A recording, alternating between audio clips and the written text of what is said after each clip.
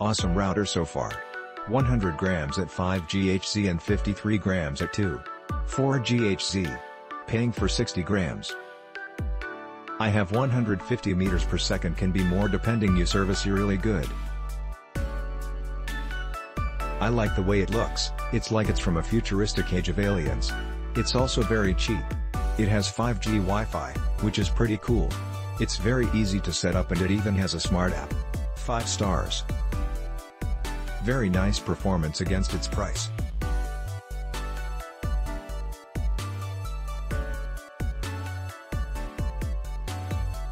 My older router, just 3 months old, kept dropping the connection, at least 3 times per day, and I was getting really tired of it. Fortunately, Tenda AC 1900 came along with some very promising specs and I decided to give it a try. So far, I am pleased with the choice. I no longer experience interruptions in service, and this is with over 30 wireless devices on my home network.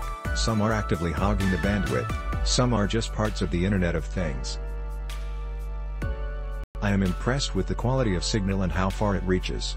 I have no loss of signal anywhere in the house and, in fact, can easily see my SSID 3-5 houses away. The device itself is smaller than I expected.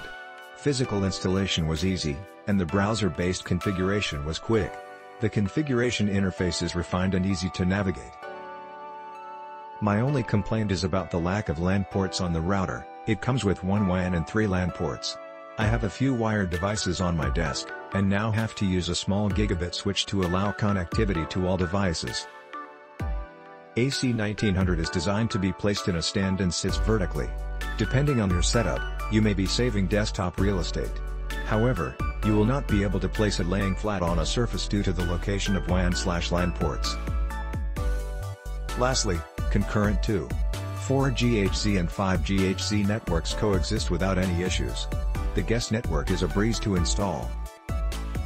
Overall, the configuration options may not be as granular as on some high-end devices, but this wireless router has absolutely everything a typical home user would ever need. Excellent router. I have to admit I usually stick to Linksys but bought this because it was cheap. It is amazing. Great range and speed. I get my full speed over wireless, 200 plus Mbps. I have several devices streaming TV all day long without issues. So, I've had a Netgear Nighthawk R7000 for about 2 years. Before that a Linksys WRT10100 router.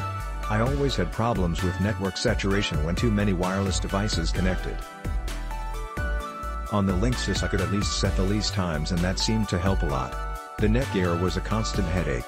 I don't know why, but over time the length of time that would pass before having to reboot the router grew smaller and smaller. Finally, I was unable to VPN into work with any sort of reliable connectivity or performance. I know it was the router because I connected a multitude of devices to it and attempted VPN. Same terrible performance. I had to time my mouse clicks, that bad, for fear of clicking the wrong things. Then I put back my old 10/100ths and connected devices. VPN was fine. I connected directly to the cable modem and VPN was fine. I even thought it might be firmware since the device did update about a month before problems got terrible. Reverting several builds saw no improvement. I even installed DDWRT and while the management interface offered a lot, it didn't fix the core issues with VPN performance. Finally, it was time to replace the router. Click link in description for more reviews.